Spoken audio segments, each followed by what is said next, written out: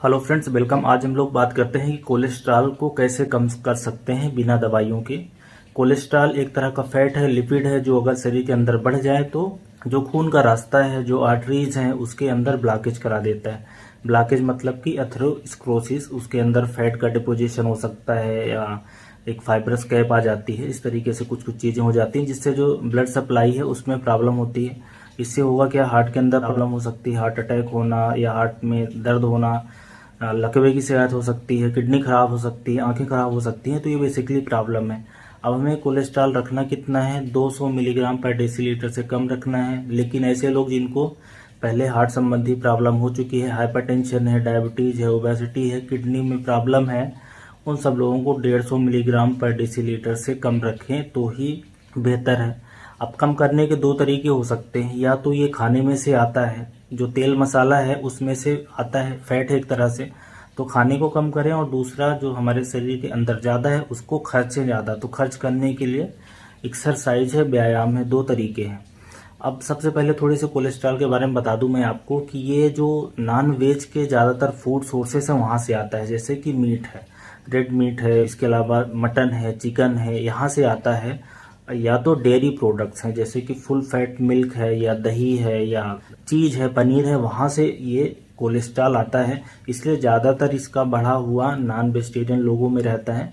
वैसे लीवर के अंदर भी, हमारे शरीर के अंदर जो लीवर होता है उसके अंदर भी एक ऐसा सिस्टम है कि ये सारे कोलेस्ट्रॉल को ज़रूरत के हिसाब से बदल सकता है, कम ज़्यादा कर सकता है। बहरहाल अगर ऑयल की सप्लाई, फैट की सप्लाई ज़्यादा है, ज़्यादा हम लोग खाते हैं, तो ये कोलेस्ट्रॉल बढ़ जाता है, राइट। अब इसका शरीर में काम क्या है, एक तो ये कुछ एंजाइम बनाता है, हार्मोन बनाता है, और दूसरा जितनी भी तरह की कोशिकाएं हैं शरीर के, उसके सेल मेम्ब्रेन को बनाता है। इतनी ही इसकी हमारे शरीर में ज़रूरत होती है।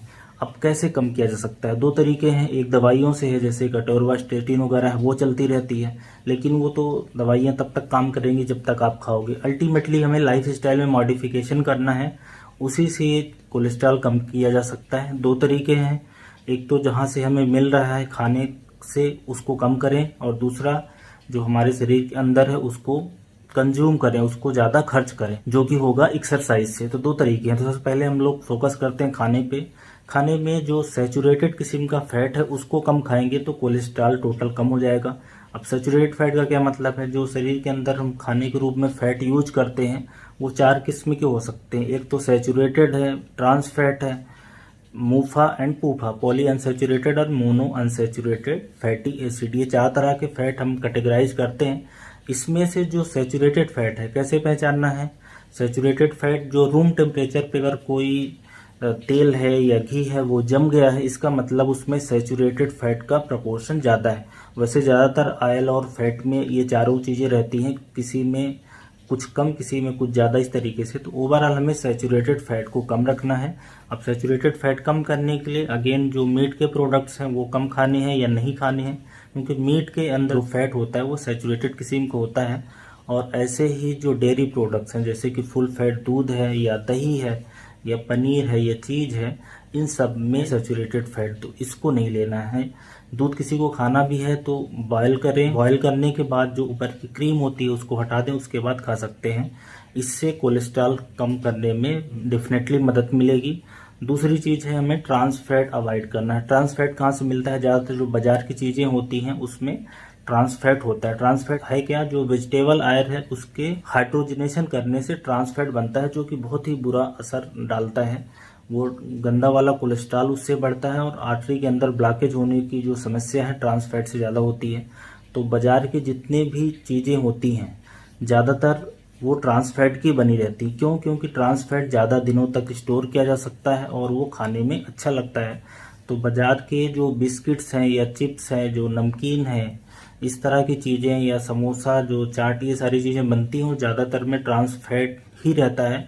और ट्रांस फैट किसी भी ऑयल को बार बार बॉयल करने से या ज़्यादा बार उसको यूज करने से भी ट्रांस फैट बन जाता है। तो इस तरह की चीज़ों को अवॉइड करेंगे तो कोलेस्ट्रॉल कम होगा। तो सैचुरेटेड फैट और ट्रांस फैट को कम रखना है, और जो अच्छा वाला फैट है जैसे कि मूफा और पूफा, उसको ज़्यादा खाना है। एक चीज़ आपको समझना पड़ेगा कि ओवरऑल जो फैट का कंजम्पशन है, जो ऑयल का कंजम्पशन है, उसे ही कम करना है हमें। ऐसा नहीं कि हमें दिन भर अच्छा वाला फैट खाना है, मूफा और पूफा, जो टोटल हमारे शरीर को जरूरत है फैट की, वो अराउंड 35 से 40 ml के आसपास पर डे की है। इससे ज़्यादा की हमें जरूरत नहीं है। टोटल कैलोरी का 20% होना चाहिए।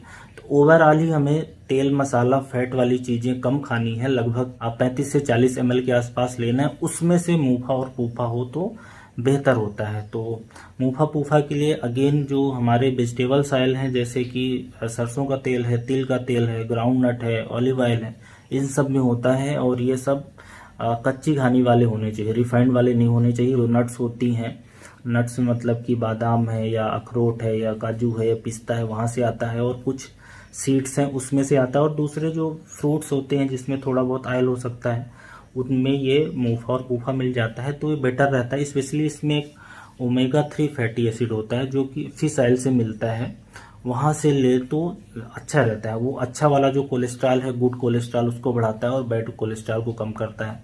तो ये तो हमारे हो गए जो तेल खाना है, इस तरीके से हमें खाना है। एक और जो चीज़ अपन कर सकते हैं वो है फाइबर, खाने में ज़्यादा सम्मिलित करें।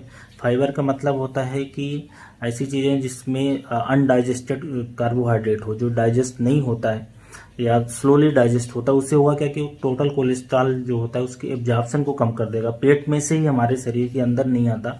अब फाइबर मिलता है एक तो अनाज में मिलता है, जैसे कि जो बाजरा है, गेहूं है, इस तरह की दलिया है, इन सब में, या तो फ्रूट्स में मिलता है और वेजिटेबल्स में, स्पेशली ऐसे वेजिटेबल्स जिसमें हरे पत्तेदार सब्जियां होती हैं। तो इसलिए हरे पत्तेदार सब्जियां खूब खाने के लिए बोला जाता है कि उसमें फाइबर मिल जाता है। तो एक चीज़ ये भी कर सकते हैं कोलेस्ट्रॉल को कम करने के लिए।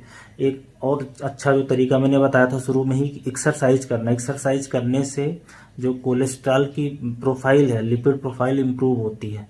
एक तो जो बेकार वाला कोलेस्ट्रॉल है शरीर के अंदर खर्च हो जाएगा, और इसके अलावा मोटापा कम होता है, उससे भी कोलेस्ट्रॉल ठीक हो जाएगा। तो एक्सरसाइज सबको 30 से 40 मिनट करना है।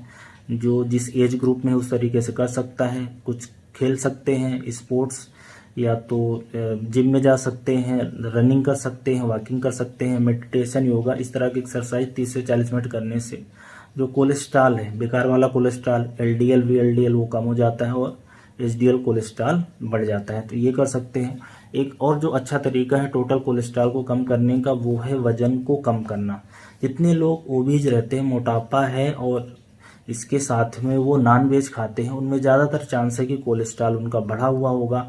मतलब ज़्यादातर चांस है कि उनको हार्ट की प्रॉब्लम होने की संभावना है, स्ट्रोक होने की संभावना बढ़ जाएगी, उम्र बढ़ते के साथ डायबिटीज़ होने की संभावना बढ़ जाएगी, हाइपरटेंशन की संभावना बढ़ जाएगी।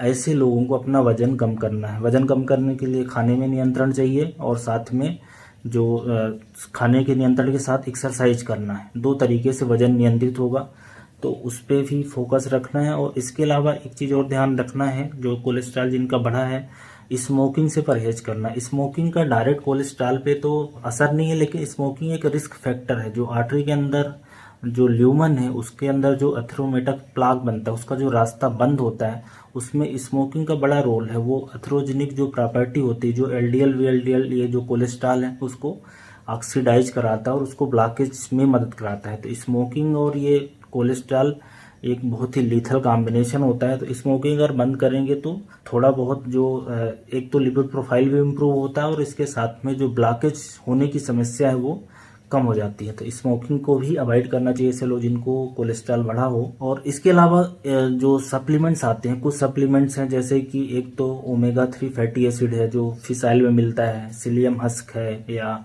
को एंजाइम क्यूटेन है। इनकी ऐसी प्रॉपर्टी होती है कि टोटल कोलेस्ट्रॉल को कम कर देते हैं। तो कुछ लोग ले सकते हैं, हालांकि ये काफ़ी महंगे हैं, इसलिए मैं सबको रिकमेंड नहीं करूंगा। लेकिन ये 3 सप्लीमेंट हैं जो टोटल कोलेस्ट्रॉल कम कर सकते हैं। और ऐसे एक चीज़ आपको ये समझना पड़ेगा कि जो प्लांट बेस्ड स्टेरॉल या स्टेनॉल्स हैं, जो कि कोलेस्ट्रॉल के जैसे ही होते हैं, जो प्लांट ओरिजिन के, जो वेजिटेरियन ओरिजिन के जो फूड्स होते हैं, उसमें कोलेस्ट्रॉल नहीं होता। ठीक है। तो अगर कोई आदमी वीगन डाइट फॉलो करता है या वेजिटेरियन चीज़ें खाता है, तो बहुत कम चांस है कि उसका कोलेस्ट्रॉल बढ़ा होगा, बहुत कम चांस है। ट्राइग्लिसराइड जरूर बढ़ा होगा, लेकिन कोलेस्ट्रॉल अमूमन जो नॉन वेजिटेरियन लोग हैं उन्हीं लोगों में ज़्यादा होता है। हालांकि लीवर जरूरत के हिसाब से कन्वर्ट कर देता है। बहरहाल ये कुछ सावधानियां हैं जिसको करके या जिसको अपना के हम अपने कोलेस्ट्रॉल को कम कर सकते हैं। तो ऐसे लोग जिनको दवाई चल रही है कि कोलेस्ट्रॉल कम हो जाए, दवाई खाते रहें, साथ में इस तरह से मॉडिफिकेशन करेंगे तो ज़रूर कुछ ना कुछ मदद मिलेगी। और लंबे समय में जो कुछ बीमारियां होती हैं बड़े कोलेस्ट्रॉल होने की, स्पेशली हार्ट की संबंधित प्रॉब्लम है, हाइपरटेंशन है, लकवा होने की शिकायत है, किडनी खराब होने की शिकायत है, या जो ब्लड वेसल्स में खून कम जा रहा है, इन सब शिकायतों से बचा जा सकता है। तो आई होप ये वीडियो हेल्पफुल रहेगा आपको टोटल कोलेस्ट्रॉल कम करने के लिए। Thank you so much for watching this.